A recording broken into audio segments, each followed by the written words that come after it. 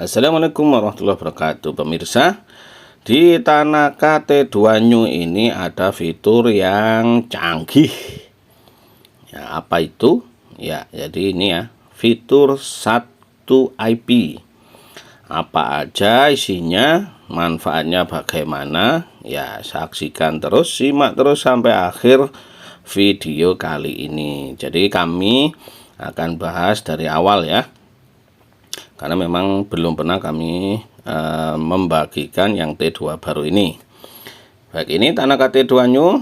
Nah, isinya hitam begini ya, kardusnya hitam. Fiturnya apa aja? Nah, ini lengkap ya.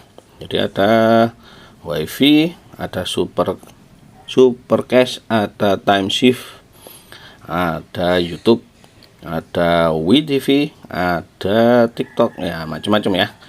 Kita cek satu-satu. Ya, ini sudah resmi ya.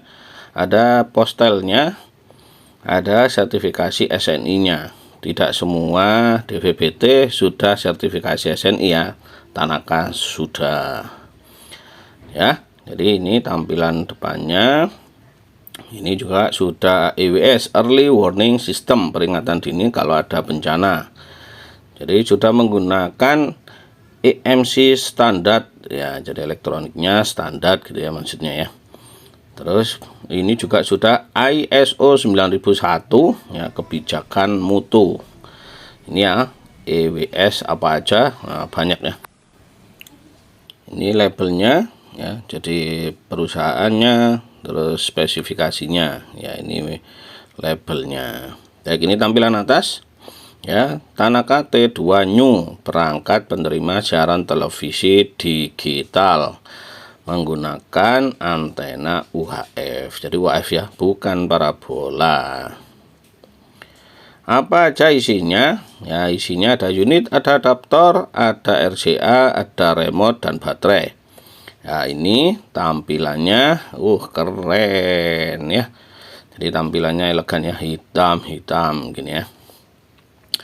Jadi ada gini ya, tampilan atasnya bentuknya kayak tempurung kura-kura. Ya, jadi tampilan depannya, front panelnya, displaynya begini ya. Jadi hanya layar, tidak ada tombol di depan. Ya. Terus ini bagian belakang ya, ada belakang ini, ada remote. Ini adaptor. Ya, jadi ada tampilan belakangnya begini ya. Ada USB, ada 2, samping dan belakang. Ya, ini tampilan atasnya, lubang sirkulasinya bermotif ya. Ada juga sirkulasi di bagian bawah. Jadi penempatannya diperhatikan ya, sirkulasinya di atas tapi yang besar-besar di bawah.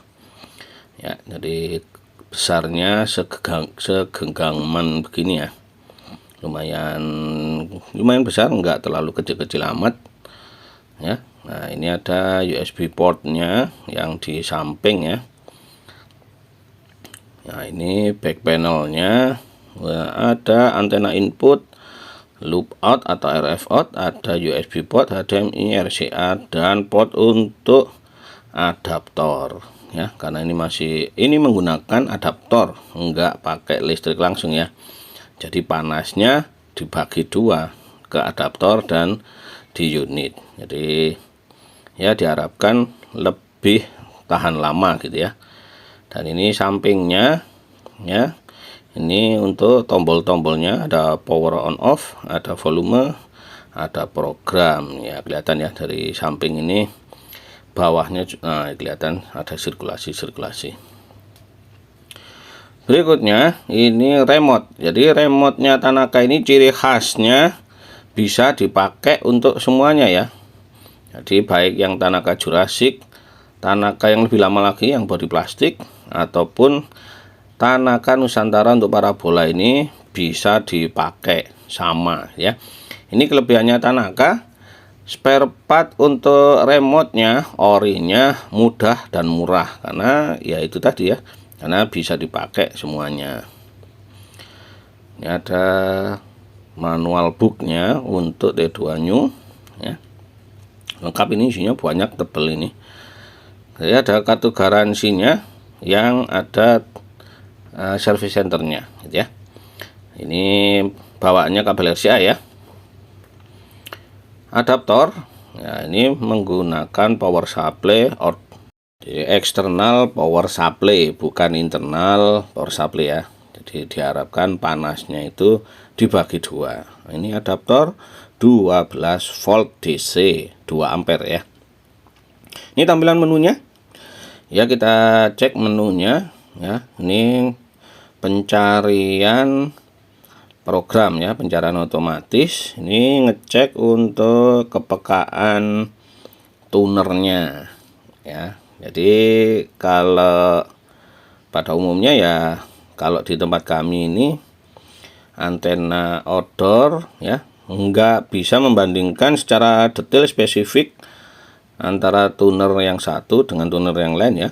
Ya mungkin di video berikutnya kami coba di daerah-daerah yang agak jauh gitu ya, biar kelihatan kepekaannya, perbedaannya bagaimana gitu ya.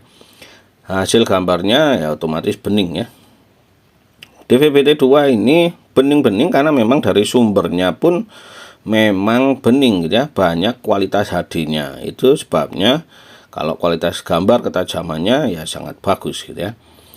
Ini signal bar untuk kekuatan signalnya ada 3 ya. Jadi ada BER, ada kekuatan, ada kualitas bening. Untuk aplikasi berikutnya ini pakai WiFi ya, bisa pakai WiFi dengan dongle MT7601. Yang kita pakai sekali ini 7601, tapi bisa juga pakai RT5301. Nah, kelebihannya Tanaka ini bisa kedua tipe ya, bisa dipakai keduanya ya. Jadi masuk ke pengaturan WiFi dulu kalau mau menggunakan fitur-fitur tambahannya selain nonton TV ya. Jadi kalau untuk nonton TV nggak perlu pakai dongle, tapi untuk aplikasi-aplikasi yang lain, fitur-fitur tambahannya otomatis harus koneksi ke WiFi. Jadi masuk ke pengaturan WiFi, masukkan sandi, dan di pojok kanan bawah akan muncul ya, di sistem informasi ini akan muncul statusnya kelihatan gitu ya. Masih menggunakan memori flash 4 MB ya.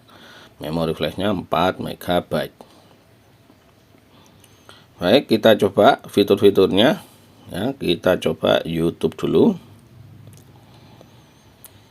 Kalau pengalaman kami YouTube di STB DVB-T2 ini ya lancar, tapi nggak selancar macam di Android ya. Jadi memang lancar, tapi biasanya buffering dulu di depan, habis itu lancar tanpa putus. Itu normal, hampir semua merek begitu pengalaman kami ya. Ya jadi gini ya, buffering dulu, tapi setelah jalan dia berjalan normal tanpa putar-putar buffering yang lama gitu ya. Jadi dia buffering di depan, habis itu dia lancar ya. Jadi tergantung jaraknya ke WiFi-nya juga ya, tergantung WiFi di tempat kita juga gitu ya. Ini video YouTube kami juga ya, untuk menghindari klaim kita gunakan untuk ngecek, kita pakai video kami juga. Jadi YouTube lancar ya. Baik, berikutnya YouTube Kit. YouTube Kit juga buka beranda ya, lancar ya, lancar, nggak ada masalah ya. Saya kira YouTube Kit itu fitur yang umum ya, rata-rata lancar ya, nggak begitu bermasalah. Dan ini bisa OTA ya, jadi upgrade-nya by net gitu ya. Jadi bisa OTA, tidak harus USB gitu ya. Nah, ini fitur cuaca. IPTV harus masukkan file dulu ya. Kita cek berikutnya ke WeTV. WeTV bagaimana? Ya, WeTV ini karena aplikasi berbayar ya.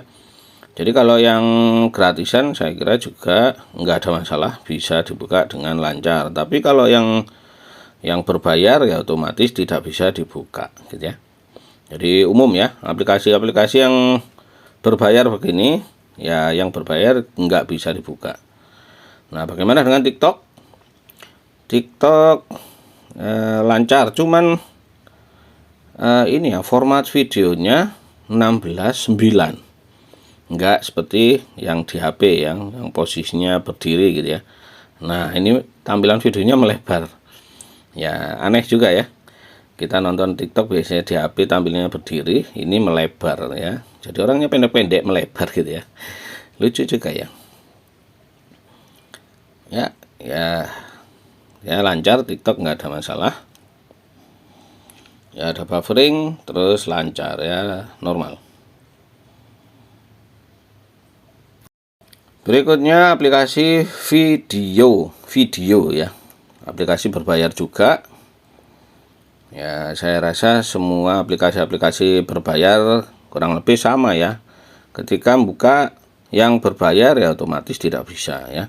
Tapi buka yang gratisan ya lancar saja. Tergantung kemampuan internet juga soalnya gitu ya. Jadi perlu diketahui kalau buka ini ya buka yang gratisan, kecuali masuk ke akunnya berbayar gitu ya. Ya bisa. Tapi di sini ya yang berbayar otomatis tidak bisa. Kayak sinetron-sinetron Indonesia ini gratis ya, jadi bisa dibuka. Ada film-film luar ya ada, cuman kebanyakan berbayar, jadi tidak bisa. Tapi biasanya trailer-trailer itu gratis, ya lumayan bisa nonton trailer movie gitu ya. Nah kayak gini ya trailer, ini ya trailer ya otomatis lancar gitu ya. Baik, masuk ke aplikasi berikutnya. Ini IPTV harus masukkan ini ya, fitur mirroring. Nah ini fitur mirroring ini yang canggih banget ya.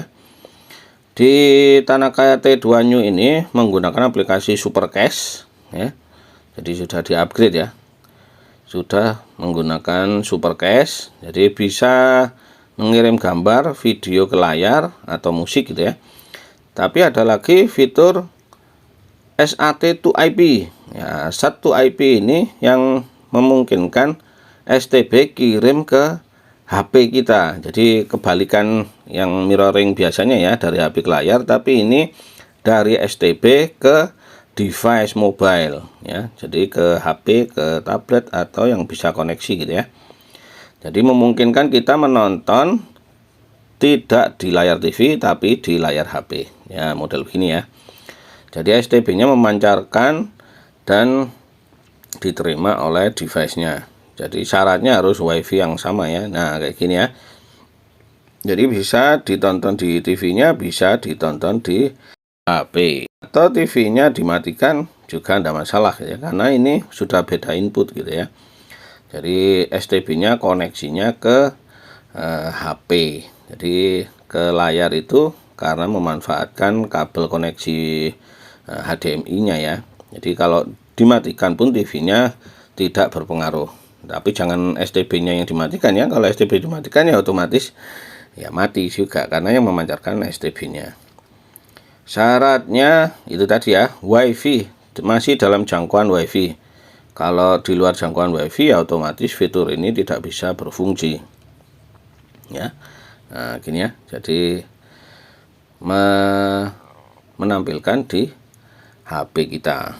Jadi kalau ibu-ibu mau masak, nah misalkan karena nggak mungkin ya kita bawa STB, bawa TV ke dapur, nah bisa nonton ini. Misalkan drakornya nggak mau ketinggalan, nah bisa ya. Atau bapak-bapaknya nggak mau ketinggalan berita Ukraina, nah bisa juga gitu ya. Nah jadi bisa. Kita tes pakai dua device ya. Nah seperti ini pakai dua device. Cuman kalau pakai dua device ternyata nggak bisa lancar keduanya. Mungkin karena keterbatasan kemampuan dongle WiFi-nya ya. Jadi putus-putus, nggak bisa lancar keduanya. Jadi satu jalan, yang satunya berhenti. Begitu sebaliknya, yang satunya jalan, yang satunya berhenti. Nggak bisa keduanya jalan lancar. Ya mungkin karena kemampuan koneksi dongle ke WiFi-nya. Jadi nggak bisa lancar bebarengan gitu ya. Tapi bisa multi device bisa, tapi siarannya kembar ya, aneh juga gitu ya kalau kita mau nonton masing-masing tapi siarannya kembar. Semoga bermanfaat. Assalamualaikum warahmatullahi wabarakatuh.